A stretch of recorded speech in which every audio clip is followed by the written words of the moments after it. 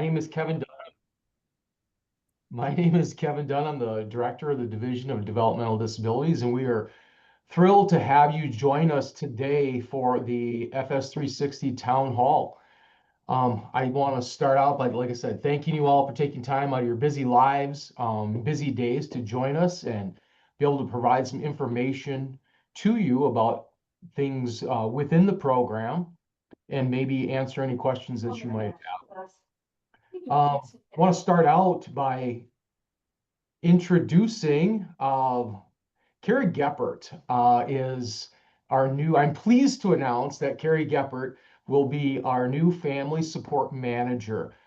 Carrie's going to get an opportunity to talk a little bit more about herself after we kind of go through the agenda for today, but we are thrilled to have her. She's doing a super job, and we want to get an opportunity for you to meet her today. So Carrie, do you want to kind of go through today's agenda? Yeah, thanks, Kevin. Appreciate that nice welcome. Yeah, so our goal today is just to share a little bit of information about what my role will look like. We want to update you all on the Family Support 360 Waiver Amendment. We want to hear your questions and ideas. We want to introduce an opportunity to have a meet and greet in your region of the state. And then also wanted to share some exciting new resources that we would love to hear your thoughts and ideas on. So we're grateful for your partnership. These town halls are always valuable to us because we want to hear from families directly. So I echo Kevin's appreciation for your attendance today.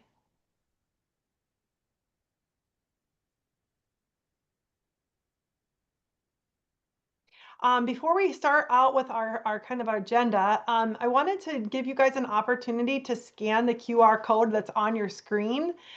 This is a way for you to share a thought or submit a question anonymously. Maybe you're not a group person that would like to, unmute yourselves and talk, but this is an opportunity for you to share some anonymous feedback or ask any questions without having to be on camera or unmute yourself. So go ahead and scan that if you have your cell phone. Otherwise, you can go directly to menti.com and use the code that's listed at the bottom of the screen there.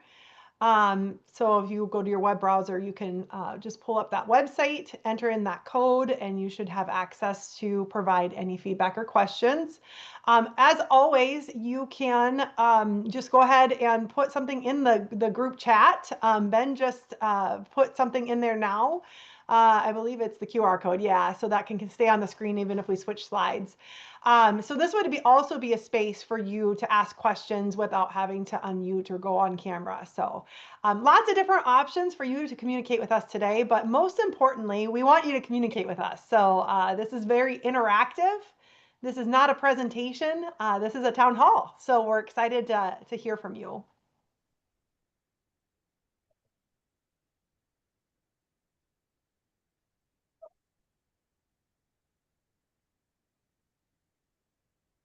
So just a little bit about Family Support Manager. Some of you might be familiar with Cade Anderson.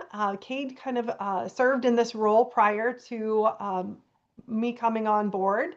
I've actually worked for the division for almost 7 years now. So I have been in the role of previous roles. I was an intervention and support specialist. I was a children's support manager, family advocacy coordinator, and now I am the family support manager. And so what that role is really just providing some technical assistance support oversight to the Family Support 360 program. Also strengthening families and respite care program that our division offers as additional services. I currently, I'm the facilitator for our Supporting Families Community of Practice initiative, really being creative on how we support families across our state that may be even not on one of our waivers or maybe on a waiting list, but still need additional supports and want to feel connected to other families in their communities. So those are kind of the roles that I've served and will serve in our division. My why for this work is really to serve others. I've had that on my heart since I was a kid. I have a passion for people, and I've never met a stranger, just a friend that I haven't met yet. And, I shared it in lived experiences. So I'm honored to serve this population and the families that they support. I am a parent of a several children. I have five, as you can see in the picture. I made the mistake of saying I have three adulting kids and then two that are still at home, but apparently all five of my kids are now adulting because our twins just turned 18 in March. So I have five adulting kids, but two of them still rely heavily on our finances and our housing requirements. So they'll be seniors in high school this next year. And so something I'm really loving right now is sunshine and fresh air. We have a year-round campsite up like Platte Creek. I don't know, shout out if anybody else is out in the Platte Creek area. So going out there on the weekends, right now it's been a lot of work just getting things set up, but that's something that I am really loving right now. So if you're comfortable, go ahead and put in the chat, and thank you guys for those who already have. Just your name, maybe the town you live in, the role that you are attending this meeting in. So if you're a parent, a mom or a dad or a sibling, or even a self-advocate, we would love to find out more about you. And then maybe you're something you're loving right now. So maybe we have some things in common. So I'm going to keep talking, but I'm keeping an eye on that chat because I'd love to know who's on and more about your roles. Next slide, Ben.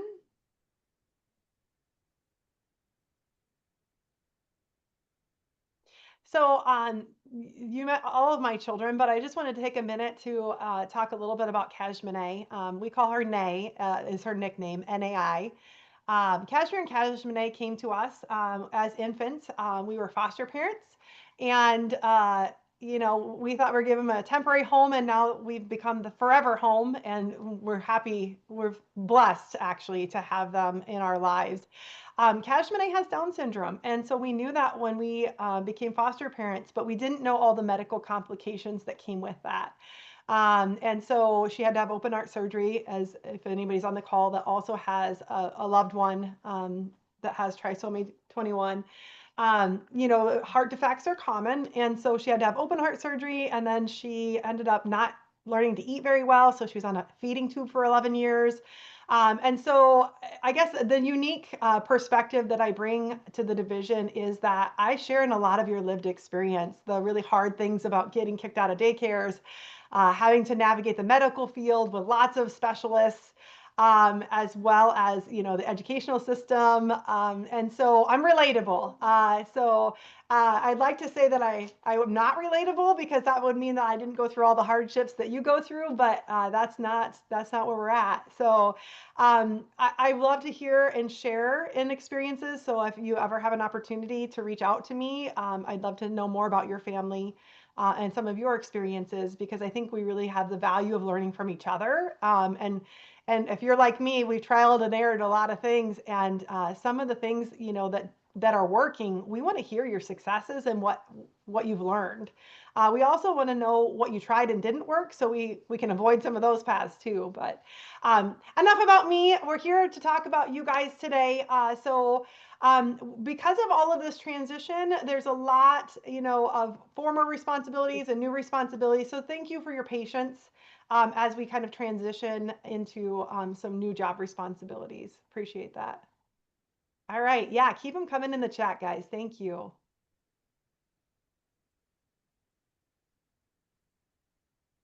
So Kevin, I'm going to let you kind of take the next couple of slides. If you guys haven't met Kevin yet, we'll talk about an opportunity for you to meet him in the future. But Kevin is the most down-to-earth, personable guy I've ever met. So we're really blessed to have him as our leader and our director of our division. And Kevin just wants to update you on, where we're at with the waiver amendment, because I know that we've engaged in the past with town halls. You might have met him in previous town halls. So Kevin, if you wouldn't mind sharing a little bit of an update. Absolutely. Thank you, Carrie. And so we're in strong belief about transparency, openness. And so we just want to be able to share where we're at currently with our Family Support 360 waiver amendment. So I know that in the past the initial goal was to put in an amendment for the springtime. Well, things have changed a bit, and due to the federal uncertainty, we're going to have to put a pause on that. Well, federal uncertainty is one of the reasons, and the other one is right now we currently have over 150 families that are waiting on a wait list for FS 360. And so any changes to that waiver that we would have some potential fiscal impact. So we want to make sure that we're using those dollars and being very mindful before putting in any particular waiver amendment. We've already gotten a lot of really good ideas, and we continue to get good feedback and good ideas from family members and stakeholders. And so we want before we put in an amendment, we want to make sure that it's very mindful and that it's something that we can um, that's sustainable in the future. So I don't, like I said, we're willing to take some questions on it, but for right now, it's going to be on pause, and it will be on pause for a period of time until we can get a better grasp on the federal landscape. Yeah, Kevin, it looks like we have a comment in the chat. It says a pause on what? Do we?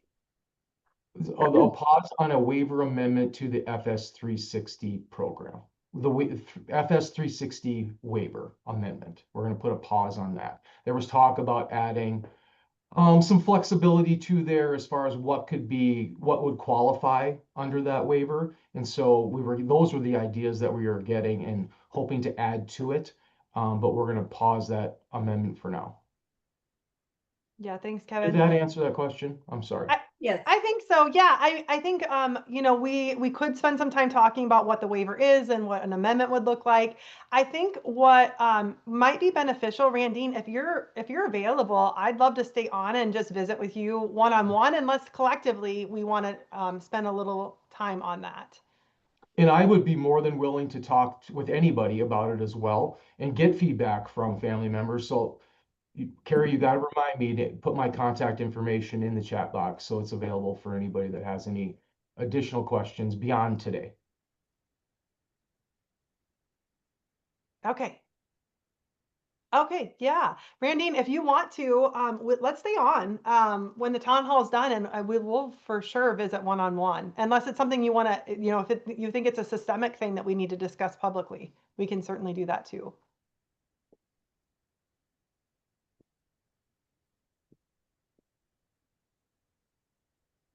All right, let's keep moving, and then we'll make sure we make space for that for sure. Anything in the Menti poll, Ben, before we switch slides? Not quite yet. Okay. All right. Again, there's the QR code in case you need it one more time to make sure that if you, sure, Lisa would like to talk about some concerns publicly. Yeah, that's what we're here for. So if you have concerns, how can we help? Again, unmute. If you'd like to go on camera or use the chat, whatever you would prefer. I will say if it's like participant specific or individual specific, we don't want to necessarily share any like identifying information but if there's like general concerns about the program, certainly let's talk about it collectively for sure. If there's something specific to your family that you might need just like individual support, then we're happy to stay online and do one-on-one.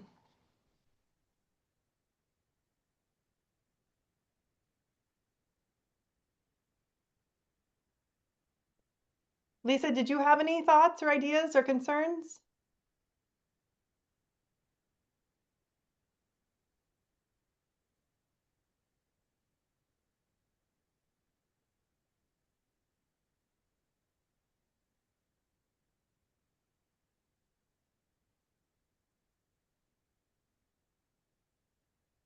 Okay, anything in the Menti, Ben?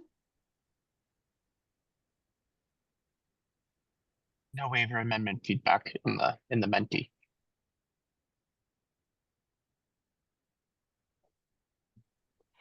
Lisa, yes.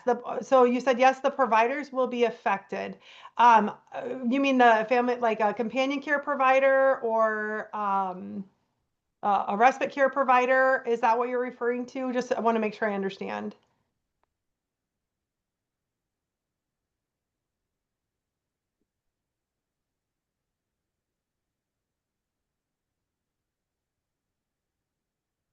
And maybe offering some, oh, go ahead. Okay, companion care provider. So we're not pausing any current services. Maybe that's a misconception. Like anything that is currently being offered as a service is not changing. What the waiver amendment was going to do is add additional services that maybe don't exist today, or we'd like to see expansion on services. But yeah, Lisa, if you're concerned about any of your current services being paused, that's not going to happen. We're not talking about any of our current services. What we were going to do is ask the Center for Medicaid and Medicare Services to add additional programming, or ask for an increase in funding. There's a lot of things that we're going to ask for more of that we're just not able to do at this time. But anything that's currently happening is still happening. There's no change in your service. Yeah. Okay, so how about programs like SESDAC in Vermilion? Yeah, no changes in services. Like there's nothing happening to your current services. SESDAC will still be SESDAC. We still have family support coordinators.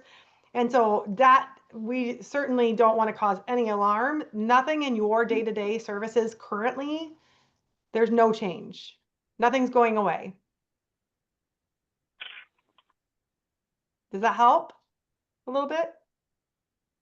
Yes. Okay, thank you. And certainly, we want to improve our services, right? We want to add more things. That's why we were doing a waiver amendment to begin with. We heard your feedback from families and said, hey, they need more support. And so that was what we were working on. And that's what had to pause because of the federal Well, I uncertainty. suppose I have to leave, huh? Can you wait till after this? And so those are the things that Kevin was referring to as kind of like where we're at with like federal funding. And we just can't ask for more right now. We just have to kind of keep things status quo. I'm certainly glad you guys said something out loud. That is very concerning if that was the direction you thought we were going. Great feedback. Anybody else? Yeah, thank you.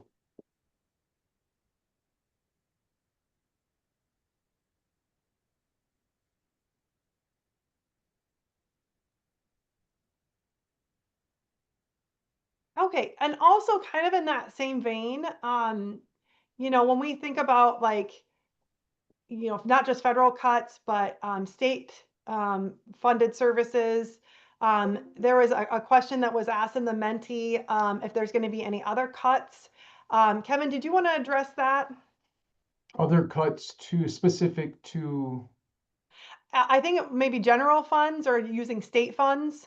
There are no discussion about any cuts at this time. It's just about, and I was hoping to talk about, this is a really good program, a very good program, but we want to make sure that it's healthy, it's sustainable, and at some point can grow. But, right now we're kind of in that, we're going to maintain what we've got. We're going to keep it healthy and sustainable.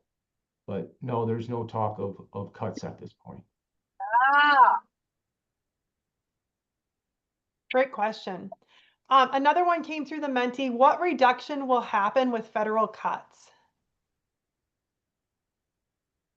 What reduction? Well, we're still in the wait and see mode. It's too premature, I believe, at this point. We have to talk about cuts or how it'll affect our DD services in the state of South Dakota.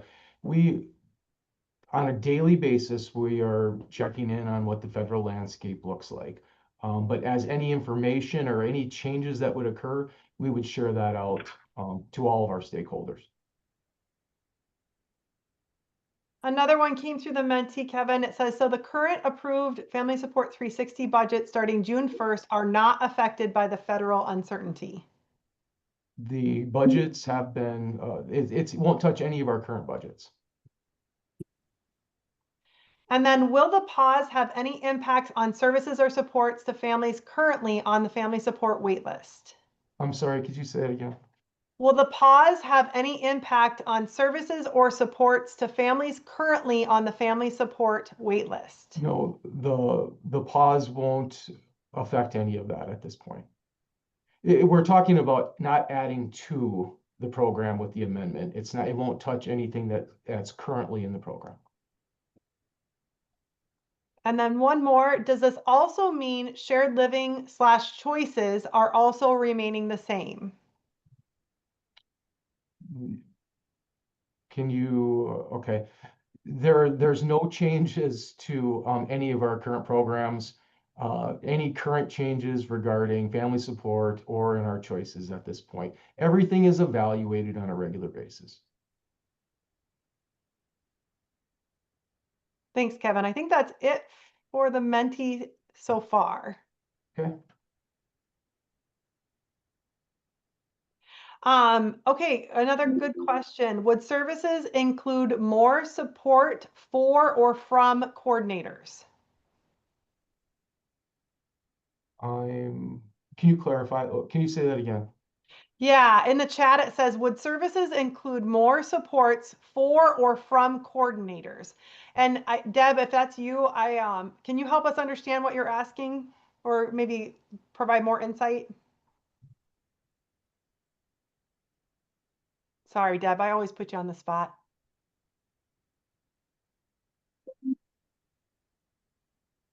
Or maybe it's Marv. Marv, if that's you.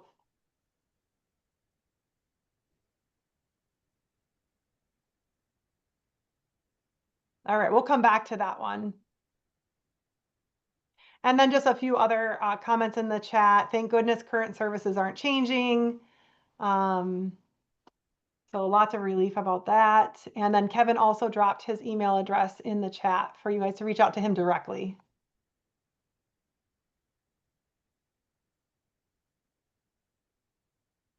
Okay, any other thoughts before we move on? Great questions, you guys.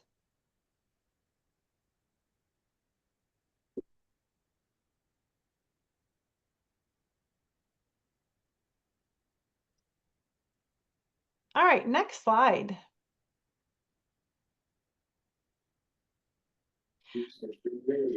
So as mentioned at the beginning of the meeting, we want to provide an opportunity to get to know you in person. You know, our division director and assistant director, Spencer is on here as well, and I'm going to put him on the spot because apparently that's what I'm doing today. Spencer, did you just want to say hi and introduce yourself? Spencer, his name's Brett Spencer, but we call him Spencer. He's our new assistant director for our division, and so I don't know if families have gotten a chance to meet you yet. I think they have. First off, welcome. Thank you for attending the town hall. These are very important. It allows us to understand what people are thinking outside of our normal chains of communication. Yeah, I've been with the division 4 months. I think I initially, early on, I attended a couple of team meetings or town halls, but I don't know if I actually said anything at that point. So I am happy that Carrie is leading this charge. She's doing a great job. As always, if you ever have questions, comments, or concerns, reach out to us. Myself, the director, Carrie, anybody within our organization, please reach out. Yeah, thanks, Spencer. I appreciate it. We collectively would love to just get a chance to meet with you guys in person in the regions of the state that you live. And so as you can see, there is a poll, and you guys are doing an excellent job answering it. We just wanted to know what time of year would be best to come and do kind of a meet and greet tour. So we'd go across the state. You know, in the past we've done, you know, Rapid City, Sioux Falls, Pierre, Aberdeen. So if you also wanted to drop in the chat, you know, what region of the state would be helpful to come to, we'd also like to know that. But we really, time of year is so we can start to get dates out and plan for it, and you guys can get on your schedules. And it would just be an opportunity to meet our team in person, ask questions, and provide feedback in person. So give another minute or two for the poll.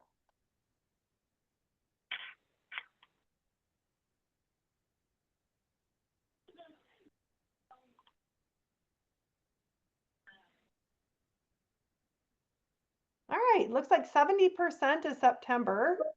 Next runner up would be July. So thank you. That's really helpful. I think Kevin would come every month if you'd let him. He'd just like circle around the state every month and just say, "Hey, who wants to get together?" But I'll have to get my family to buy into that one, but I absolutely have car, will travel. So I'd love to meet everybody wherever you're at. I appreciate that feedback, you guys. More information will come out. I know there was a comment after school had started. Yeah, thanks, Lisa. That's kind of what we were thinking too. Some feedback about, maybe not getting the information ahead of time. We want to make sure that we have lots of different communication avenues for you guys to receive information. So there'll be a slide that comes up about how to get added to our listserv if you're not already on our listserv. Then we'll be sure to communicate with you directly. Our family support coordinators are excellent about getting information out to the people on their programs. So lots of different ways that you can receive communication about when those meet and greets will happen. So.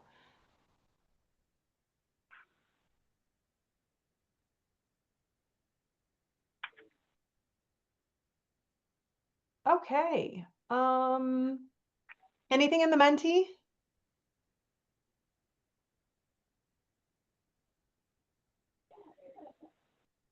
Someone asked, to clarify, people on the wait list for family support will not have a longer wait. There, Yeah. there, oh, go ahead. Go ahead, Kevin. No, I'll let you take that one. There are no plans on, changing, no process changes regarding wait list and things like, our goal would be to have a wait list of 0. Obviously, that's not possible right now, but there's no changes. There should be no changes to the wait list. Expected changes to the wait list.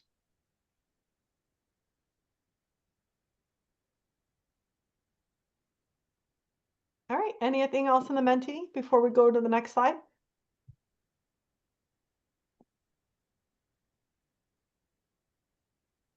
All right. I am going to ask another one of our DDD team members to share some information with you on the National Core Indicator Survey. Carol, would you be able to share a little bit about this with families? Yeah, thanks, Carrie. Hi, everyone. My name is Carol Anderson. I'm one of the intake specialists with the division, and I also am working with the National Core Indicators with the division as well. So I am just here today to update you on where we're at as far as our surveys and what we're kind of looking at going forward. So just as a refresher, our National Core Indicators, it's a national effort to measure and improve the performance of public developmental disability agencies. And so that is what we are doing currently, is trying to collect that on family support to see how we can make it an even better program by hearing from all of you with family members. So currently, we have received 114 responses so far. Our goal is to reach 190. So we still have about 76 that we would like to receive. You would have received those in the mail. They were sent out about late April. So just kind of catching up with everyone. And, if you are still wanting to fill those out, just asking to get those in as soon as you can. I know this is an amazingly busy time of the year, so I just wanted to reiterate that. But if you're wanting to fill those out, if you're wanting to give your feedback, yeah, just make sure to get those filled out and sent into us as soon as you can. But if you have any questions, additional questions or anything, please let me know, and I can put my email in the chat as well. Great, Carol. Thanks for that. We appreciate it. Any thoughts or feedback, or anybody received the survey that's already filled it out? Want to share?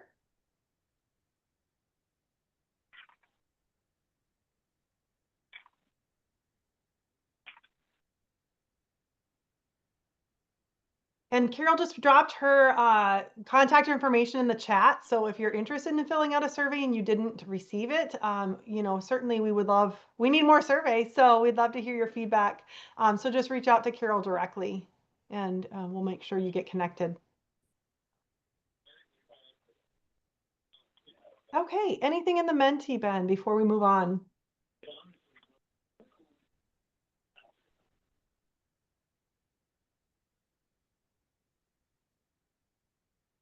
All right. Then this next resource that we're excited to talk about is a Consumer Direct of South Dakota. Is a fiscal management agency. If any of you use companion care, respite care, if you want to do like a hand raise, if you know how to use those fancy reactions, if you're utilizing either companion care, respite care, personal care, or supported employment, love to see who out there is already using this service. All right, there's a couple of you. Yeah, awesome. So you might already be connected to Consumer Direct, and if for those of you who maybe aren't utilizing this service yet, or just didn't know about it, I'm sure you have all at least had the opportunity, depending on your loved one's age, or if you're a self-advocate, depending on what support needs you have. There is an opportunity within Consumer Direct. This is how people receive their paychecks and all of the employment related logistics of paperwork and background checks and all the things to have your self-directed providers be hired and compensated through. One of the things that this particular agency has done for South Dakota, which has never really been ever happened before, is that they are collecting a database of providers. So if you are currently joining our call today and you are a direct provider of one of those services, we would love to know if you're interested in helping multiple families. So this portal isn't open yet to families. However, this portal is open for those providing the services. So like, for example, my oldest daughter provides companion care for Cashmere. She could come in to this portal, create a profile, set up her information, and then families would eventually have access to this portal and say, type in their zip code and do a search of all the providers that are available in their area. And then they could potentially hire one of the providers to provide companion care, respite care, personal care, supported employment to their loved one. So it's an awesome resource for maybe those providers that maybe only provide a couple hours a week of services to one family, but would like to do it more often, maybe for multiple families. So if you currently have a provider that's interested, we would love for you to share this resource with them and have them set up a profile in the Consumer Direct Care Network's directory. Thoughts, questions, ideas?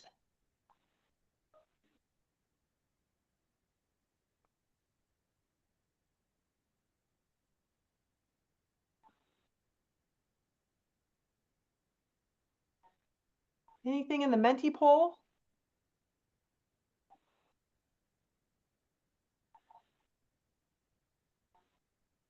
Nothing in the Menti. Okay, thanks. I don't know about you guys, but this is pretty exciting for a lot of families out there that maybe don't have, a lot of what we like to call who's the who, right? Who provides the service? We love that it's self-directed. We love being able to hire our own staff to provide these services, but sometimes our network or opportunity, maybe we had a great provider, but they moved out of state or they got a different job. So I'm hoping the outcomes of having this resource will open up opportunities for families that don't have providers to have them. So yeah. So Randine, this is a really great question. On Family Support 360, everything's self-directed, right? So you have a budget that you work with your coordinator, and the funds come from your individual budget for your loved one that's on the waiver. So if this, if your loved one is on the Family Support 360 waiver, continue to work with your family support coordinator.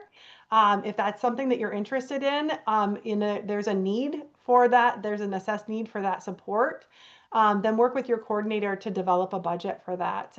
It would not come out of your own personal pocket, but it's not, it's not a never-ending budget either. So we would encourage you to work directly with your provider. And then Lori, yes, isn't this exciting? Yes, being able to share that so first step one is to get providers, right? Have them put their profiles in, and then step two, share that with families. So if you could help us with step one, we'd really appreciate it.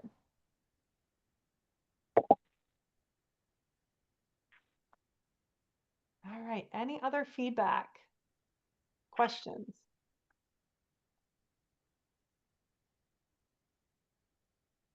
And then going back to the previous slide, Ashley made a comment that she completed the survey for the NCI, the National Core Indicator Survey. It looks long once you look at it, but it's not as bad once you start filling out, as some parts you don't have to answer based on your current answers. So thanks, Ashley. That really helps, because I'm with you on that one. If I see it's really long, I'm hesitant to fill it out. So that's encouraging. Thank you.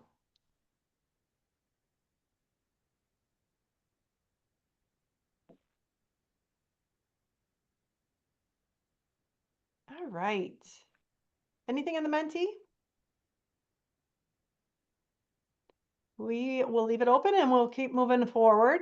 Some other exciting resources that have been developed are more family-friendly guides to help better understand the services that are offered within Family Support 360. These guides are pretty much based on our billing guidelines, what our current parameters for the program are, what's written in the waiver. So when we send off the waiver request to Center for Medicaid and Medicare Services, they review it, and then they have to approve what we were saying, how we're going to spend the federal dollars to support families. And so within that, they might change, say, well, we can't do this, but you can do this. And so we have these parameters, which are called billing guidelines, that we have to work within, because we have to be fiscally responsible with that taxpayer dollars, right? Either federal or state taxpayer dollars. And so these billing guidelines are already created, but it's not necessarily always written in the most family-friendly language. And so we've been working with families directly. We have a couple of different avenues that we have created these guides through. One of them is the family work group for family support. That's just a group of family members that have, in past town halls, we've asked if anybody's interested in helping us create these guides. So that's one avenue that we've developed these. We also have the Family Support Council that meets quarterly, and that's a governor-appointed council. And so they've also helped us develop and revise them actually several times, which is great, because we want families to say, no, that doesn't make sense, or it needs this, or it needs that. And then also we're working on a frequently asked questions document, especially around the administrative hearings. And I think that is actually in its finalized, you can access it on the DDD website. And I think Ben's going to put a link in the chat. So if you have a chance, go directly to it now and take a look at what was developed for the FAQ for administrative hearings. But we've also created a guide for respite care, companion care, technology, like assistive technology, specialized medical adaptive equipment. So all of these short guides have been developed and are currently either in the review process from families or have recently gone through the final approval. And then not just with families, then we brought it to the family support coordinators that are directly working with families and asked them for their feedback and ideas. And so it's been really a great partnership between coordinators, our division staff, our families from lots of different perspectives. Lots of different age ranges and groups have been represented through the family work group and through the council. Any thoughts, feedback on that? Let's see, we got some in the chat here. Oh, yep, just Ben's link.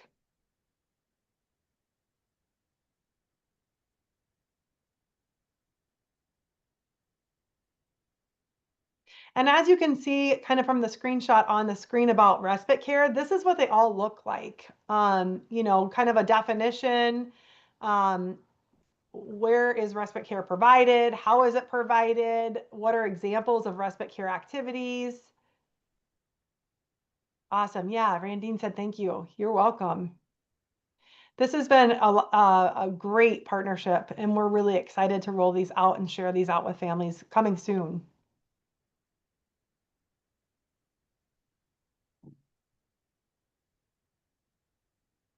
Anything in the Menti?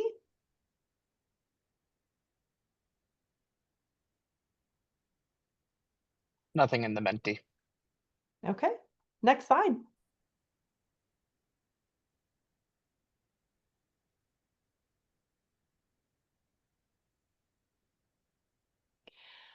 That is all the information we had to share out with you. Now we'd like to open up the floor to have you guys share information out to us. What are you seeing? How's the program working for you? If there's anything that you'd like us to consider, or you want to get a shout out to your coordinator, or things that we need to do better, this is an opportunity for you to provide feedback.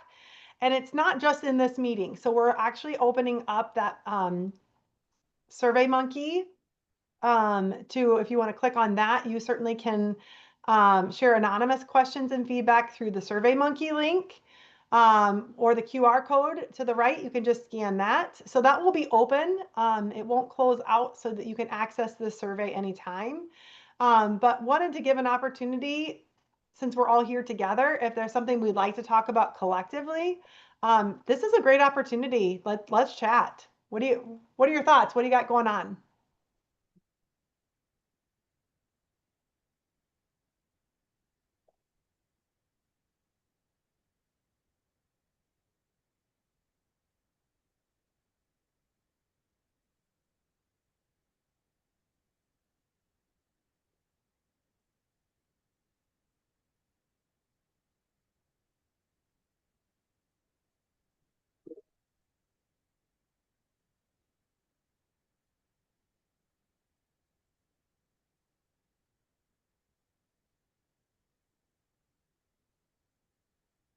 Looking here to see if we have anything in the Menti.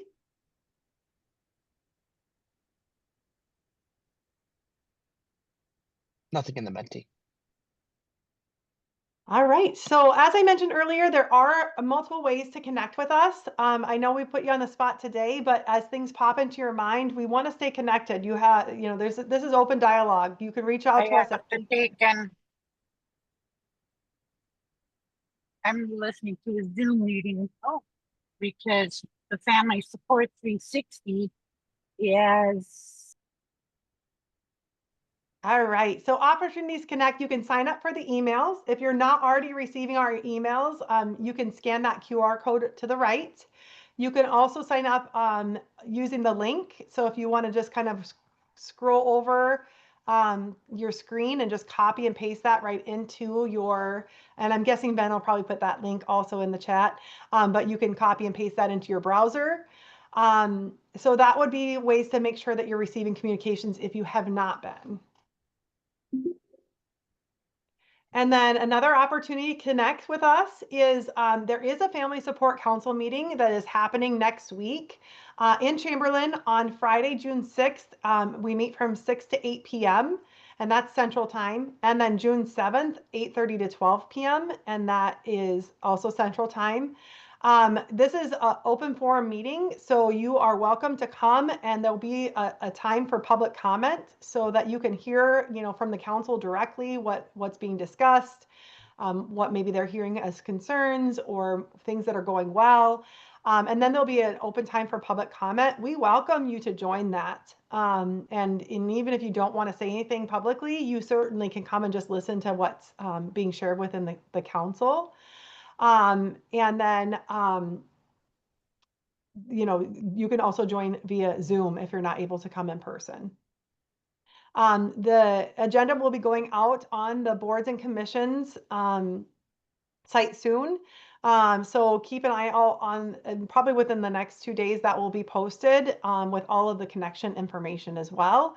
But if you would like to receive more information about that council meeting, your family support coordinator would have the connection information as well if you can't find it on the boards and council. Sometimes the boards and commissions website is hard to navigate. We apologize for that, or you can reach out to me directly and I can share that link with you too. And in the chat, yeah, thanks. Ben gave you the direct link, so that should help navigate it a little bit better.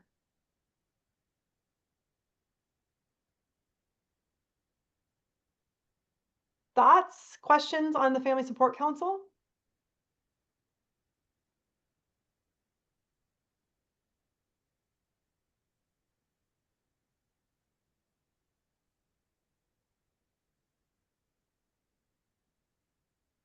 All right. And then anything that you guys want to talk about? This is kind of open floor. If anybody would like to talk about anything specifically or have questions or just want to provide feedback. Carrie, this is Tina in Aberdeen. I wanted to give a shout out to my family support coordinator, Christine Allen, and to you guys for responding. There was an issue with Consumer Direct's website having a different dollar amount for my companion care, and you guys were really responsive. She just completed it, so I know you kind of hear a lot of maybe negative things, but I wanted to hear really positive of it happened very quickly, and it just worked out really well to just put in a request for an increase in my budget because it wasn't matching up with what I thought it was. So anyway, thank you. Yeah, thanks for the feedback, Tina. Appreciate that. Anybody else?